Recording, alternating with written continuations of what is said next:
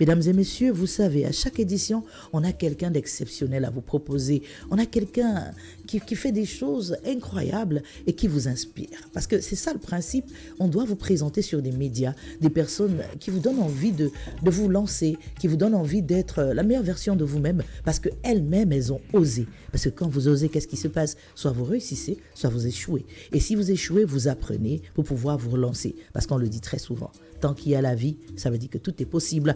Avec moi en studio, c'est monsieur Fodwop Roger, dit Tagne Tekam, notable de classe exceptionnelle de la Cour royale de Banjul. Bienvenue dans les studios de Jambo FM.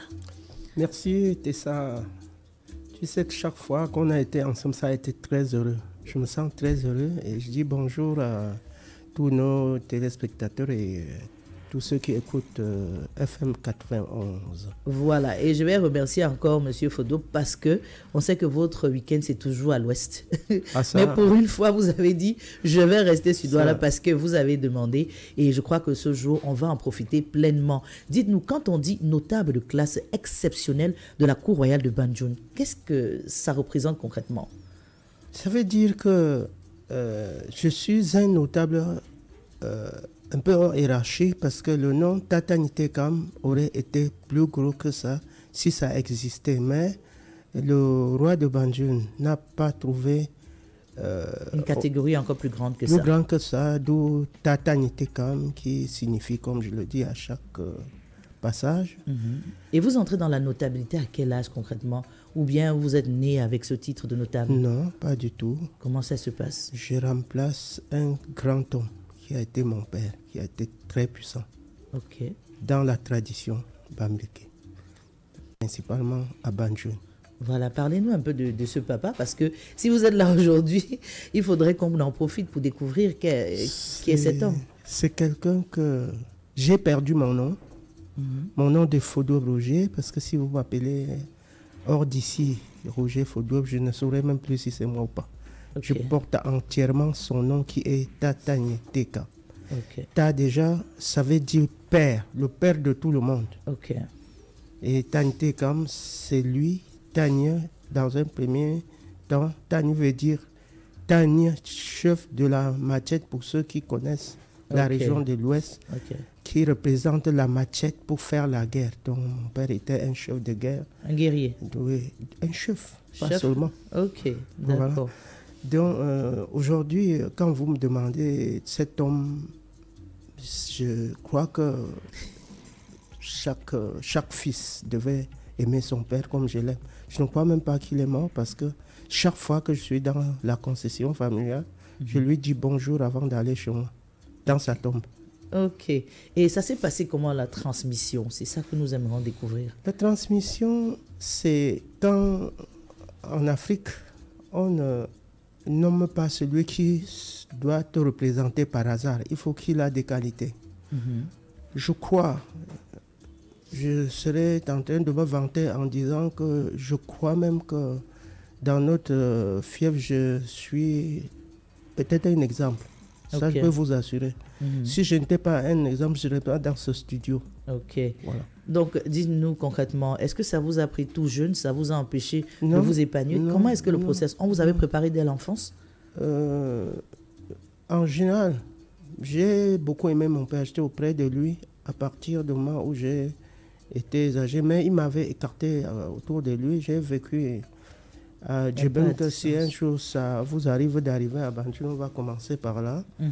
J'ai vécu chez des gens, je n'ai pas vécu près de chez nous parce qu'ils me préservaient pour succéder à lui. Ah, donc quand on connaît déjà le successeur, on doit l'éloigner. Oui, et puis ne pas attirer l'attention des gens sur son successeur. J'ai succédé à mon père à 52 ans. Et il vous protégeait? Il m'a même maintenant. C'est très important, vous voyez, nous avons monsieur Tagne Tekam parce qu'on va respecter ce qu'il nous propose et on va comprendre qu'il est tout un symbole et s'il est avec nous, c'est pour nous démontrer aujourd'hui qu'on est capable d'exister dans ce monde moderne mais en respectant sa tradition. Et aujourd'hui on va parler, est-ce qu'on va dire que vous êtes polygame aussi avec tous les titres qu'on entend? En général, en parlant de moi, oui, je suis polygame. Parce que ma polygamie est due à la succession de mon père. Donc vous avez hérité les femmes de votre papa? Ou bien parce que vous avez hérité du titre de papa? J'ai eu la chance de garder quelques-unes après sa mort. Des femmes de papa? Ben, bien sûr, oui, c'est ça la succession aussi. C'est aussi comme une assurance, quoi. Vous n'abandonnez pas, vous vous occupez, vous veillez à ce qu'elles ne se sentent pas lésées parce que papa est parti. Non, même avant son départ définitif, comme on ne risque ne plus le voir, il avait promis à ses femmes que la personne qui va le remplacer va faire mieux que lui. Ok. Qu'elles partent de manger du blé sec, qu'elles vont manger désormais de l'arachide. C'est très bien. On va vous rappeler que vous pouvez appeler pour poser vos questions à Papa Tekam. C'est le 6 74 39 79 04 ou le 6 59 92 48 83.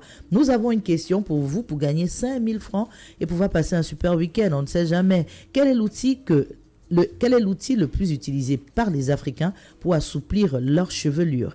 Quel est l'outil utilisé le plus par les Africains pour assouplir leur chevelure? Avec ça, vous appelez, vous donnez la réponse et vous avez vos 5000 francs pour passer un super week-end. C'est très important. Et là, on va poser la question cruciale. Est-ce que Papa Tekam lit? Est-ce qu'il a l'habitude de lire les livres? J'ai eu la chance de passer mon enfance auprès des Français de la région de l'Ouest. En l'occurrence, mon tuteur qui était Boulio Bernard, il était enseignant au lycée classique de Bafoussam dans ces années-là. Et en le voyant lire, si on ne lit pas, on est coupé du monde. C'est vrai que la télévision est en train de détruire la lecture. Et qu'est-ce que vous lisiez, par exemple? J'ai lu beaucoup de livres, beaucoup. Mais quand je suis parti de mon Ouest natal pour m'installer avec mon frère aîné à Douala, c'était plus la lecture, c'était plutôt les lettres, les livres d'éducation, je voudrais dire. Vous vous mettiez à niveau? Oui. Vous avez essayé de comprendre un peu plus le monde et c'était important. Vous avez parlé de votre instituteur Boulou? Mon tuteur qui était enseignant d'anglais au lycée classique de Bafoussam dans les années 66, 67, 68, 69, que nous sommes partis ensemble de Bafoussam pour la France. Et son nom c'était quoi, votre Boulio Bernard, que je suis allé voir en France, en Guingamp. Il est breton, il est de Guingamp. Il habitait au 22 Plomagor à Guingamp.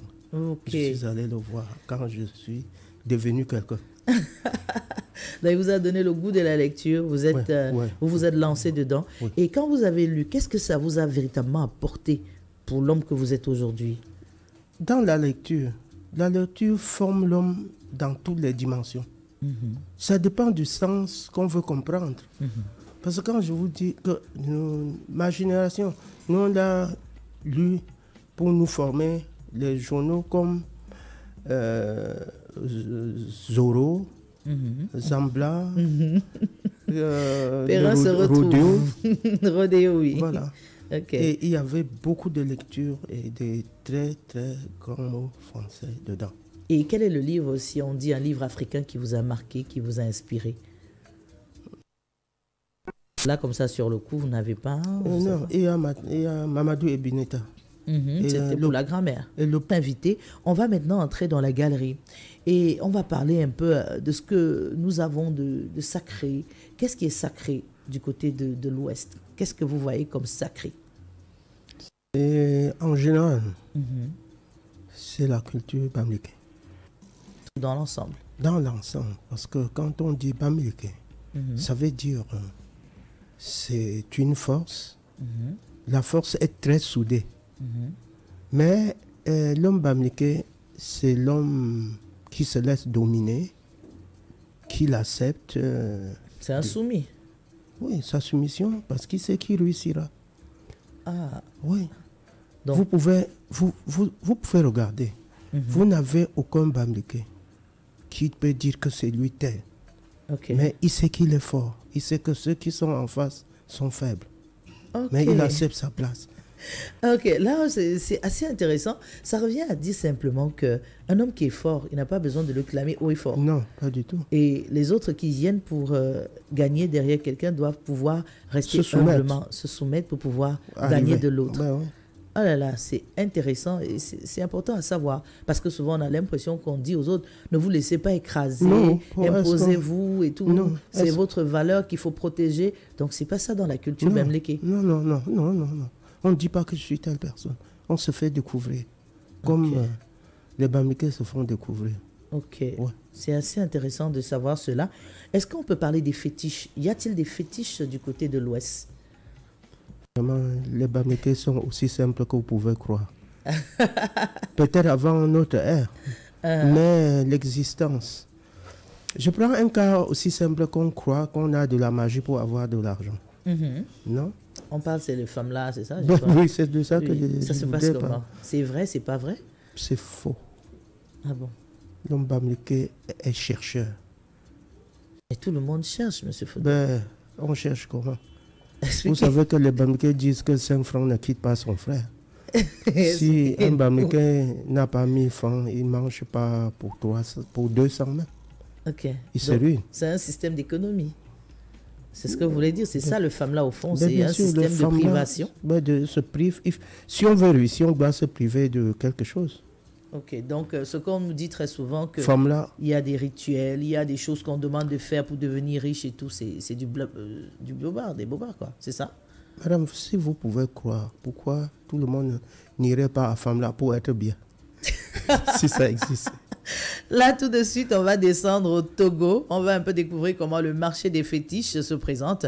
Ce sera quelques minutes pour que vous puissiez comprendre que l'Afrique doit tirer de ses bases. Les fétiches, ce n'est pas toujours quelque chose de négatif. Je pense que c'est ça.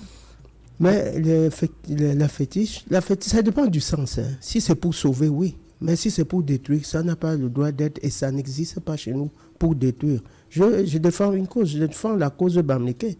Si on va en arriver dès qu'on va parler des sociétés secrètes. Mais je voudrais parler que si vous allez chez les bamilekés, on n'a que des herbes pour guérir. On n'a pas d'herbes pour tuer. Ok. Ouais. Pas d'herbes pour tuer, juste des herbes pour guérir. Culture. On parle que de nous. On va peut-être dire c'est insensé. On va dire, mais on présente tout. Et c'est à chacun de se faire son opinion. Et là, nous avons Papa Tanya Tekam qui était en train de dire, non, on vous écoute, Papa Tekam. Qu'est-ce que vous en pensez? Il cherche les mots, Non, je ne peux pas chercher le mot parce que moi, c'est du, comme vous appelez, c'est des gens qui n'ont rien à faire, c'est des gens, ça c'est le fémania, parce qu'il faut l'écouter pour croire. Si on ne l'écoute pas, on ne croit pas. Non, vous pensez moi, que ces plantes ne marchent pas? Je pense que l'amour en général, l'amour, aimer des gens, et on ne devrait pas avoir de potion pour le faire. Mais vous êtes dans la polygamie. Très souvent, on dit que les femmes sont attachées avant qu'elles valident et acceptent d'être 5, 10 dans un foyer. Et à l'Ouest, on sait que les femmes, c'est souvent un grand nombre. Pourquoi je n'ai pas connu cette difficulté? Je pose la question. Non. Si par curiosité, je peux savoir combien de femmes... Vous savez, l'amour, pour dire vrai, ça, vous savez, souvent, mes émissions, ça nuit aux hommes. L'amour, c'est la sincérité. Vous savez, vous pouvez mentir toute votre vie, mais le jour que le partenaire découvre le mensonge, il va partir. Donc l'amour, ce n'est pas les écorces d'arbres, ce n'est pas... Je défends ici les bamilekés. Chez les bamilekés, il n'y a pas de magie. Chez les bamilekés, on a 3 types de si vous voulez, vous l'appelez fétiche, vous l'appelez quoi? Chez les bamilekés, nous, on a le jujube. Le jujube. Ouais. On a l'arbre de paix. On a un autre arbre qu'on utilise beaucoup, qui a la sève, qui s'appelle Diam, qu'on utilise comme feuille de monnaie pour atténuer certaines situations. Comme quelqu'un qui te demande de l'argent que tu ne peux pas donner, tu coupes la feuille, tu lui donnes, que voilà ton argent. Et le jour qu'il te brandit cette feuille, tu lui remets son argent. Mais le jujum chez les bamilekés, c'est la paix. On ne peut pas avoir de jujum sur soi et faire du mal. Chacun le sait. L'arbre de la paix, quand il y a des parables, quand on est content, on brandit l'arbre de la paix. On donne aux prêtres, on donne, même pour les morts, on utilise comme comme pinceau pour bénir le corps. Donc, ce que je vois par rapport à... Les fétiches, c'est togolais, c'est béninois, c'est leur façon de voir les même choses. si, mais je ne pense pas que... Mais pour l'écorce, la branche, là, vous pensez que ça ne va pas marcher? Si déjà les gens viennent prendre, ça veut dire que ça fait des effets. La branche qu'on prenait, on mettait dans un peu de whisky pour boire et que ça assurait la virilité. Ça peut bien marcher. Je vous ai dit une fois, vous me poussez à vous faire rire. Ou on est excité ou on n'est pas excité. Ah là là. C'est... Et il n'y a pas... Où ça prend ou ça ne prend pas. Ok. Et vous allez nous dire que toutes les femmes que vous avez épousées, c'est par amour. Vous les avez convoitées, vous les avez naturellement amenées à accepter à être votre épouse, sachant qu'il y avait d'autres femmes présentes. Même maintenant, à mon âge, si je voudrais, j'en aurais encore d'autres. Aïe. Là, maintenant. Ça, je ne vous mens pas. Je vous jure que je n'ai pas encore dit mon dernier mot. Oh là là, on est au courant. Je crois que les femmes qui sont de l'autre côté, vous avez compris. C'est ouvert, c'est ouvert. Ah ouais. Papa, Tekam même si est toujours disponible. Même si c'était même demain. Hein. Hey. Papa Tekam a ouvert la liste, donc vous pouvez vous inscrire. Vous êtes sur Africulture, sur Djambo FM. Il n'y aura que de l'honnêteté, pas de fétiche. Oui, il y a les autres, tu prends ta place. Et comment se passe la polygamie en fait? Comment est-ce qu'un homme, par exemple à l'Ouest, organise sa polygamie? Mais est-ce qu'on se lève un matin pour être polygame? Ok, ça se passe comment? C'est culturel. Donc, si il y a un seul Américain qui a dit qu'il ne peut pas être polygame, ou même certaines régions dans le Nord, c'est qu'ils mentent. La polygamie est innée. On peut se décider qu'on ne devient pas... On n'officialise pas. Ben oui, mais si vous... C'est derrière. Ce sont des monstres qui mentent aux femmes. Ils ne les prennent pas en deuxième femme. Donc si on aime une femme, on la prend à côté de soi et on s'occupe d'elle. On s'occupe d'elle. Voilà un ancien qui s'adresse aux jeunes Africains. Et on va vraiment dire que, donc, si on n'assume pas, c'est ça qui cause un peu notre désordre dans la société actuellement, je crois. Oui, mais ce que je voudrais rappeler aux gens, en général, il faut chercher. Je m'adresse au sexe faible. Il ne faut pas trop attendre. De l'homme. Oui, il faut s'imposer. Ok. Pour se faire aimer. Il faut s'imposer pour se faire aimer. Je crois qu'on va avoir plus de détails avec les minutes à venir. Et là, tout de suite, on reste toujours dans notre case galerie pour découvrir le culte des crânes. On va en savoir un peu plus à travers ce petit élément que nous avons pour que notre patriarche qui est là puisse nous apporter encore plus de clarifications, l'initiation et tout. Monsieur Tekam, je vois que vous avez eu des réactions diverses. Quelle est votre opinion par rapport à ce que nous venons de voir? Dans l'ensemble, ce que mon frère de Tchang a fait, c'est normal. Mais moi, ce n'est pas comme ça que ça devrait se passer parce que on ne peut pas vénérer, on ne peut pas demander de l'aide, on ne peut pas demander la réussite à quelqu'un que tu n'as pas connu. Mon père m'a dit que ma vie commence à partir de lui. Okay. Étant donné que son père ne m'a pas vu. Donc, il ne sait même pas que j'ai existé. Donc, je vous ai dit très haut que quand j'arrive à la concession, je signale à mon papa que je suis arrivé. Par ailleurs, tout ce qu'il a dit, il ne faut pas oublier le mort. Mais, comme disent les gens, quand que la pluie ne traverse pas des branches, quand il pleut sur toutes les branches. Oui.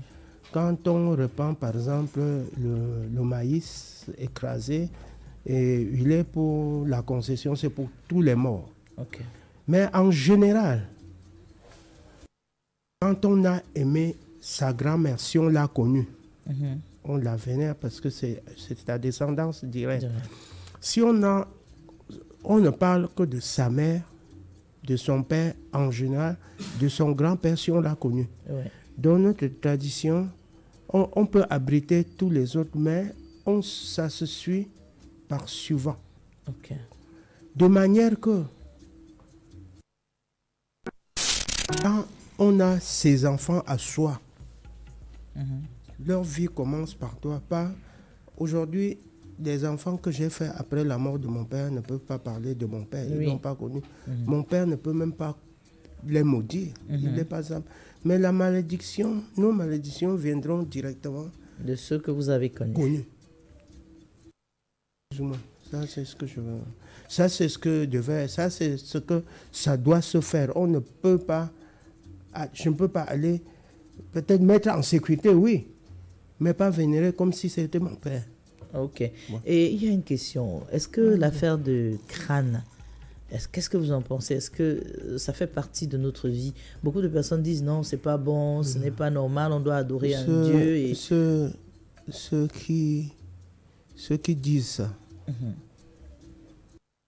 peut-être que si je les connaissais, je devais les amener dans des hôpitaux pour se faire traiter. Vous ne pouvez pas... C'est tout de même comme la religion que les uns et les autres pratiquent. Quand on dit, par exemple, au nom du Père, du Fils, mais quand on parle... Quand vous parlez du Père, vous parlez de qui? Ok. Vous-même là, quand vous dites au nom du Père, c'est votre Père. Oui, c'est lui qu'on connaît. C'est vous la fille. Et le Saint-Esprit, c'est ce Dieu qui est... Oui, il est invisible. Dont la crâne a sa place, parce que si c'est la crâne de votre Père ou de votre mère, vous saviez à qui vous demandez la bénédiction. Ok, c'est très bon à savoir. Et j'espère que vous, de l'autre côté, vous profitez de ce que nous partageons aujourd'hui. On remercie encore M. Fodor Roger Tagne Tekam d'avoir accepté laisser son voyage pour l'Ouest pour pouvoir être avec nous ce samedi. Et là, avec Papa Tagne Tekam, on a parlé effectivement des crânes et il avait des choses à dire. Il disait que la malédiction, ça vient du fait que peut-être les vivants et les morts ne se séparaient pas bien, je crois. Ah oui. Parce que vous vous imaginez que les gens vivent. À un moment, il y a des mésententes, des discordes à ne plus arranger. Mais est-ce que c'est une vie? Je dis non. Je dis, chaque parent, chaque enfant, on devait s'aimer et se pardonner. Si on se pardonnait, moi et mon papa, nous avions été comme des complices. Ce qui fait que il n'y a pas de problème par rapport à lui. Donc chaque enfant, chaque parent devait s'aimer, parce que si on ne s'aime pas, on ne se met pas ensemble. Chaque parent, chaque maman, excusez-moi, devait pardonner. C'est le pardon qui est la clé de tout. Dans tous les sens. Donc avant de vous en aller, vous devez avoir un cœur tranquille. Oui. Vous devez pouvoir dire à votre femme, dire à vos enfants. Je vous pardonne. Je vous pardonne. Mais pardonner mieux du vivant, c'est encore mieux que de pardonner à la fin de sa vie. Il faut savoir pardonner chaque jour. Voilà, c'est très important. We have to forgive because it's the key.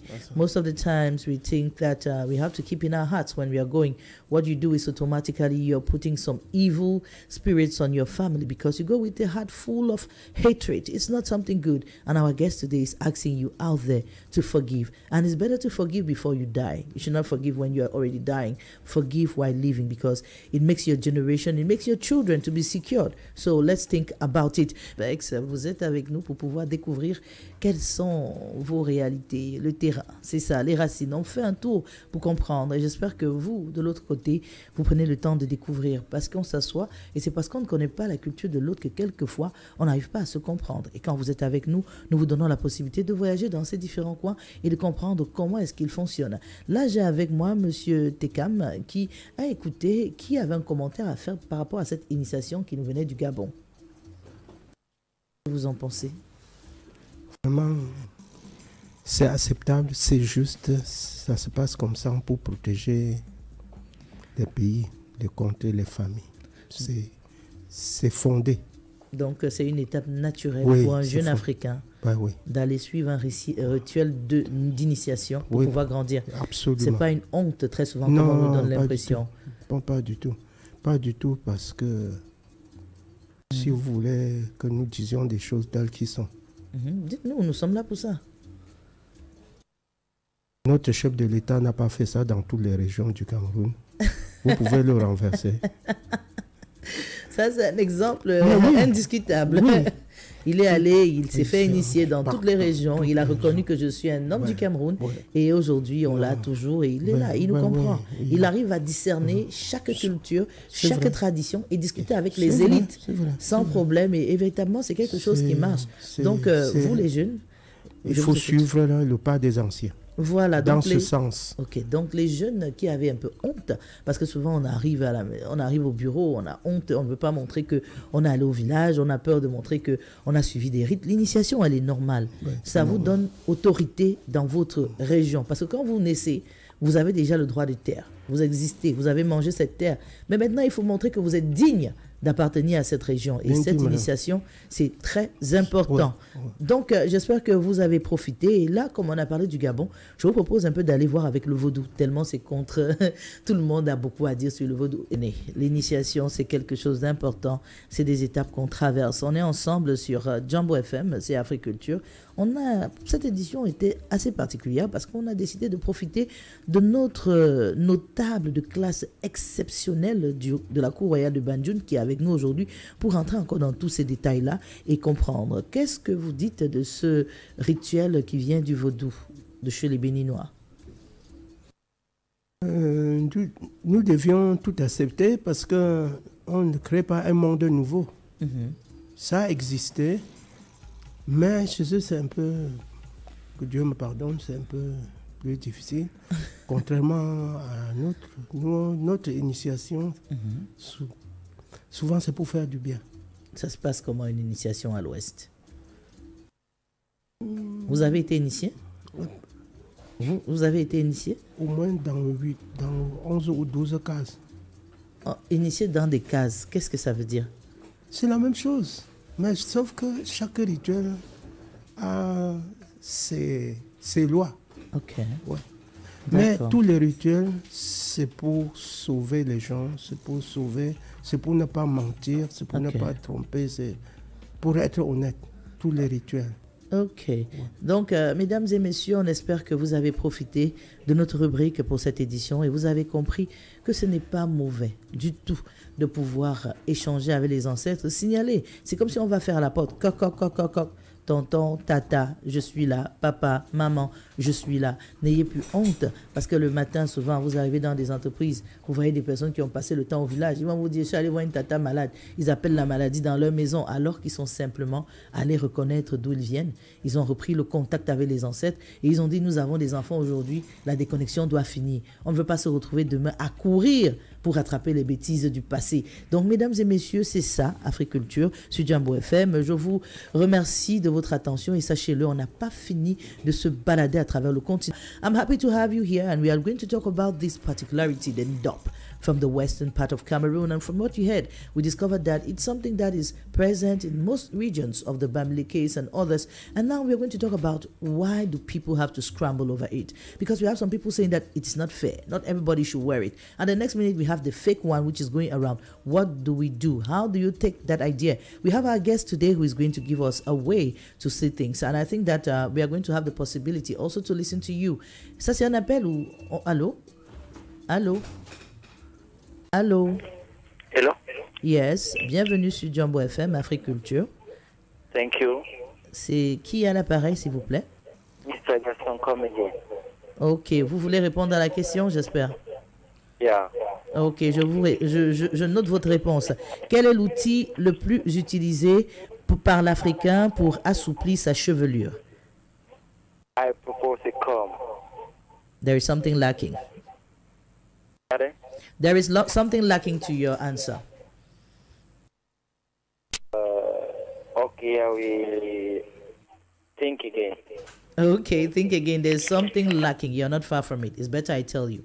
Okay, we are waiting for you to give us an answer before 1 p.m. You are going to be able to be our winner for today if you manage to give us the answer. Thank you very much. On a dit que la question pour cette journée, c'est quel est l'outil le plus utilisé par l'Africain pour assouplir sa chevelure. Voilà, c'est 5 000 francs à gagner. Il a donné une partie de la réponse et on espère qu'il va compléter parce que c'est ça. Africulture, on aime être dans le droit chemin. Quand on parle de notre histoire, on veut avoir des faits concrets parce que les jeunes nous écoutent et il ne faudrait pas que demain Ils disent que c'est sur Africulture, sur Jambo FM qu'ils ont été méconduits. Voilà, on continue avec notre invité, Pat Tekam, Daniel. On va vous poser une question. Le Ndop, c'est quoi le Ndop pour vous? Le Ndop, c'est une richesse. C'est une richesse, mais une richesse qui présente un danger. Parce qu'aujourd'hui, nous voyons que tous ceux qui portent le Ndop sont des arrivistes. Ok. Il fallait qu'on mérite le Ndop pour le porter. Ok. Ce que je voudrais expliquer ici, c'est que dans nos us et coutumes bambriquées, pour porter le Ndop, on commence par être très jeune. Quand on est jeune, on va danser soit le Mbop, qui est une danse générale chez les Bambriquais, dans toutes les régions. Ok, le Mbop. Le Mbop, oui. Ok. Que les gens dansent avec le torse nu. Ok. Ça, c'est l'initiation à quelqu'un qui permet de toucher au Ndop. D'accord. Deuxièmement, il y a le lali qu'on danse en se fermant la figure, on ne te voit pas. Masque. Oui, mais il faut appartenir à des confréries, à des cercles. Ok.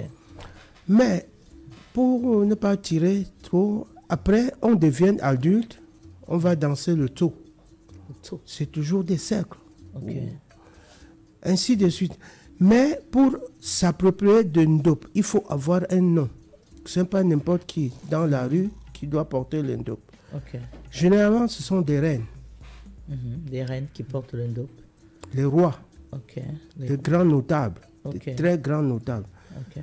Mais le danger du Ndop, c'est que pendant que les gens sont tentés de croire que tout le monde a droit à se mettre un Ndop, il faut éviter de prendre du Ndop sans acheter dans des familles. Parce que ça détruit toute une famille.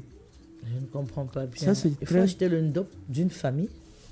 Disons que si vous, par exemple, vous partez là où votre maman est née, vous prenez un rouleau de Ndop, en vol, ça détruit toute votre famille.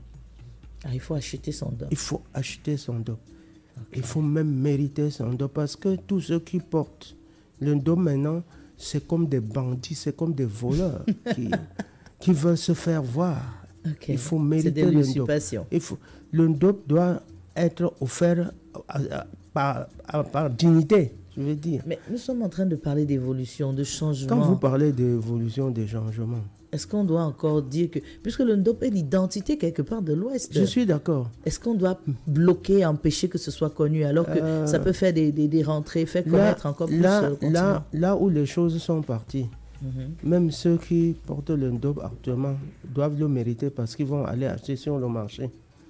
Mais est-ce qu'ils vont se mettre parmi ceux qui ont mérité par dignité dans les familles, vous par exemple? Ah ouais, la caste des reines, on l'a très bien compris. Il faut être une reine pour porter le Ndop. Oui, il faut être mais je veux dire ceci. Si aujourd'hui, tout le monde met, si vous prenez le cas de Montréal, vous prenez le cas des États-Unis, qui est devenu l'habit traditionnel, ça veut dire que quelque part on a brillé. C'est les Chinois qui ont commencé à détruire ce Ndop. C'est parce que j'appelle détruire parce qu'on trouve dans la rue, dans toutes les formes. C'est même pas l'original. Même pas du tout. Mais est-il toujours que, au moins, comme l'eau de consolation, on a gagné de ce côté. Mais il faudra que dans les familles qu'on mérite. Ok. Donc si vous êtes une princesse, si vous êtes une reine, vous devez voir avec votre famille pour vous faire offrir votre tissu. Et ça vous vient de qui donc? Reine de famille. Ok. Donc, deux fois, la famille va cotiser pour en acheter et t'offrir. Pour donner cette valeur à cette reine. Ok. On peut... Vous avez vu ça commencer, on l'a utilisé en écharpe d'abord. Après en foulard. Après... Disons qu'il y a la mondialisation. qui est entrée dedans. Ouais. Voilà, on va interpeller les uns et les autres. Vérifiez vos racines. Oui. Parce qu'avec le temps, quand moi j'ai eu à vérifier, c'était possible de porter ce Ndop. Et je pense que beaucoup devraient vérifier leurs racines, suivre le parcours de votre de votre ancêtre, de votre parent, vous saurez si vous pouvez porter le ndop ou pas. C'est pas juste se lever et décider d'acheter son morceau de tissu. Là, vous allez entraîner beaucoup de choses sur votre tête, ce qui n'est pas indiqué. Donc, évitons d'avoir des problèmes inutilement. Vérifiez vos racines. Vous saurez si vous avez le droit d'être la personne qui porte le ndop. Et je crois que les gens qui le portent, souvent, on le reconnaît. Il y a cette élégance, il y a cette façon de porter le tissu qui se ressent. Voilà, donc on ne va pas bloquer ceux qui veulent véritablement être dans la tendance jeune, propre et être traditionnel. Mais il faut savoir qu'il y a un respect qu'il faut donner à ceux qui portent cette tenue. Ce n'est pas un vrac que tout le monde porte et que quand vous voyez quelqu'un, il faut comprendre déjà des signes. Quand vous voyez quelqu'un qui porte son ndop, dites-vous que c'est peut-être une reine, peut-être c'est... Parce que nous tous aujourd'hui, avec la modernité, on se mélange. Et souvent, il y a des reines qui sont en face de vous. Est-ce que vous pouvez avoir comme attitude et vous dire que vous portez la même chose ou quoi que ce soit? Ça peut attirer des choses contre vous. Donc, mesdames et messieurs, nous n'avons pas terminé. Oui, nous n'avons pas terminé. Avec Monsieur Fodop Roger Patakam, on va profiter déjà pour comprendre avec Independence Day comment est-ce que les Bamileke ont cohabité avec les Français. Vous pouvez nous dire comment vous avez votre version de cette histoire? Disons que je veux parler de cette Independence Day à partir de 1957 où nous avions vu nos parents être tués, où nous avions eu nos parents former des frontières pour défendre la région. Mais est-ce que pour dire à vrai dire, est-ce qu'il y a eu des maquisards, comme on prétend qu'on nous appelait Bamileke maquisards pour nous affaiblir? Est-ce qu'il y a eu des maquisards? Non. Il y a eu des indépendantistes. Ok. Donc c'est le terme qu'ils ont fabriqué pour nous affaiblir et nous permettre d'attaquer des personnes qui étaient là pour nous protéger, qui voulaient notre liberté. On les connaît comme les WNGNS, les Moumiers, pour citer que ceux-là, mais qu'il y en a eu beaucoup, qu'on a tué même à la bombe moutarde. Hein. Ils ont incendié des villages devant nous. Et jusqu'à maintenant, l'un Bamileke ne se retrouve pas. Donc, pour vous, le massacre Bamileke, il a existé? Il y a eu un massacre très grave. On a décimé des villages. Parce que, en ce moment, qui pouvait dire quoi? C'est les Français qui voulaient détruire l'Afrique, comme l'Afrique est... Nous, Africains, on est quoi dans le jeu? Ils voulaient nos richesses et nous éliminer. Est-ce que c'est fini? C'est à vous de nous dire. Ils y sont encore. Ok. Mais oui. Et ce massacre-là, pour vous, est-ce que vous pensez qu'on devrait réclamer, parce qu'on parle de réclamer des excuses? C'est déjà réclamé. C'est seulement parce que le président Macron ne veut pas libérer. Mais en partie, tous ceux qui ont pillé l'Afrique arrachée pendant ces guerres d'indépendance, c'est toute l'Afrique. Hein. Il n'y a pas eu un seul pays africain. On parle des piquets, on coupait des têtes, on mettait sur des piquets pour... je crois que c'était influencé. Dans des sacs, pas des sacs en jute, où on brandissait. Vous sortez de l'école à 16h30 comme ça, vous passez sur la place du marché, on sort des têtes des gens pour jeter comme des trophées de guerre. Ça fait mal. Mais nous... Mais je veux vous dire que nous, moi je parle de nous, Bamileke, moi, Fodop en particulier, nous on préparait, on ne mangeait pas. On préparait, une fois que vous entendez le cri de guerre, tout le monde fuyait. On fuyait dans toutes les directions. Et si on avait la chance de passer au mauvais moment, parce que même dans les indépendantistes, il y a eu des frères qui n'étaient pas d'accord avec vous. Qui allaient voir, par exemple, dans le Congo. Le colon, oui. pour vous livrer. Oui. Et ça s'est fait, et on avait des gens qui étaient avait décapités. des prêtres qui semblaient recevoir, vous appelez quoi chez les catholiques? L'aumône? Non, même pas. Quand on va là, la rémission des péchés, c'est quoi ça? C'est aller se confesser. Oui. Donc, ils vous poussaient à vous confesser et après, et puis, ils on vous arrêtait. Ils appelaient le commandant de brigade français qui venait vous prendre et vous zigouiller. Oh là là, c'était horrible ça. Et aujourd'hui, est-ce que vous pensez qu'on doit pardonner? Vous avez parlé de pardon. Est-ce que vous pensez qu'on doit encore en parler ou bien on doit continuer d'attendre Si quelque chose de la part de ces gens-là. si la France se reconnaît, pourquoi ne pas pardonner? Donc, tant qu'elle ne reconnaîtra pas... C'est dommage que je vais vous dire que très souvent, les gens disent qu'on pardonne et qu'on n'oublie pas. C'est bien qu'ils acceptent d'abord. Mais ils ont reconnu, malgré cela. Dans les autres pays, ils ont, sauf au Cameroun, pour l'instant, qui s'entêtent à reconnaître le massacre Bamileke. Vous pensez qu'ils s'entêtent pourquoi? Est-ce que nous ne sommes pas aussi convaincus de cette réalité ou Non, bien... non, c'est parce que ça prend un peu du temps seulement. C'est rien du tout. Oui, même après nous. Voilà, ce sont des faits de l'indépendance qu'on a voulu retracer un peu avec vous. Et même, on voulait l'indépendance économique, on n'en a pas jusqu'à maintenant. Il ne faut pas se le cacher pour dire. Expliquez-nous, on vous écoute. Oui, parce qu'aujourd'hui, quand vous voyez, je prends le cas de Carrefour de Bonamoussadi. Supermarché Carrefour. On ne fait pas de publicité, M. Fodop. On va dire des supermarchés qui viennent de l'autre côté. Ben voilà. Vous savez que j'ai vécu un peu avec eux et puis ça m'a... Vous les maîtrisez. C'est pour ça que vous êtes là. Racontez-nous un peu. Quand vous trouvez que quelqu'un va fabriquer chez lui, il vient vendre chez toi. Je ne suis pas très... D'accord avec ça? Non, même pas. Je voudrais dire que, vous savez, j'ai été dans le métier pendant au moins 36 ans.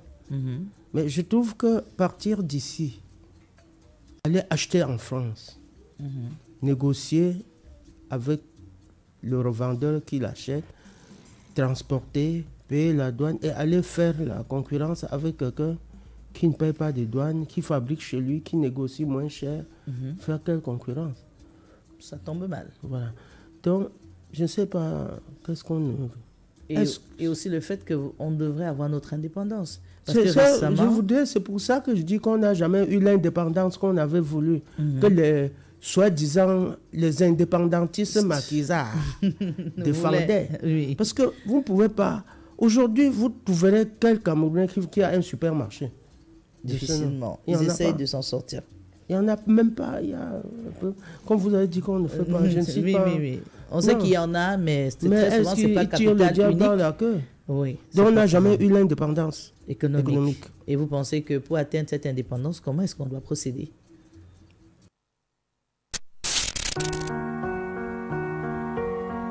On doit pouvoir arrêter de consommer les produits de chez eux. On doit pouvoir décider nous-mêmes de... Vous m'embarrassez même. Parce que je peux dire un truc qui n'est pas bien. On vous écoute. C'est la politique qui n'est pas bonne. La politique de notre pays ou bien la politique des autres? Ah, ok. On ne se valorise pas, on ne se protège pas. On permet à l'autre de venir faire les prix quand il veut. Et puis, voilà, ils fixent les prix et nous suivons. Ils prennent notre produit. Sauf quoi? Sauf tout. Ils prennent tout. Au prix dérisoire et puis on dévolue la monnaie. La monnaie quand on veut. Et on sait déjà que nous-mêmes, on ne produit pas notre argent. C'est très compliqué, madame.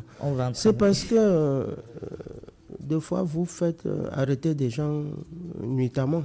Que les gens ne disent pas ce qu'ils pensent. Ah là, monsieur Fodop, on ne veut pas que vous vous fassiez arrêter nuitamment. Il y a trop de choses à dire. Beaucoup de choses à dire. J'ai été l'un des bons opérateurs économiques dans notre pays. Je continue à travailler, mais quand on voit ce qui se passe, j'ai travaillé avec la France suffisamment.